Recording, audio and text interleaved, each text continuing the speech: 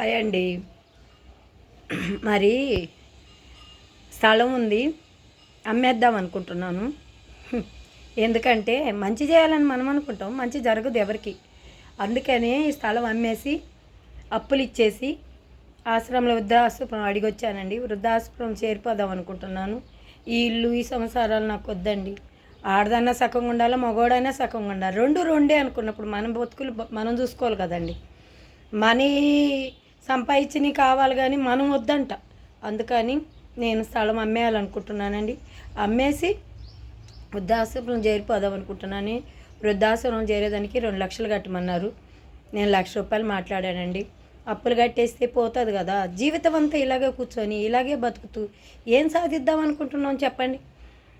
మంచి చేద్దామని మనం అనుకుంటే చెడే జరుగుతుంది కానీ మంచి అస్సలు జరగట్లేదు. ఏం బతుకులు, ఏం జీవితాలండి ఇది. ఇదొక జీవితమేనా? ఇదొక బతికేనా? మీరే ఏదో ఒకటి చెప్పండి కామెంట్స్లో. లైక్ చేయండి, సబ్స్క్రైబ్ చేయండి, కామెంట్స్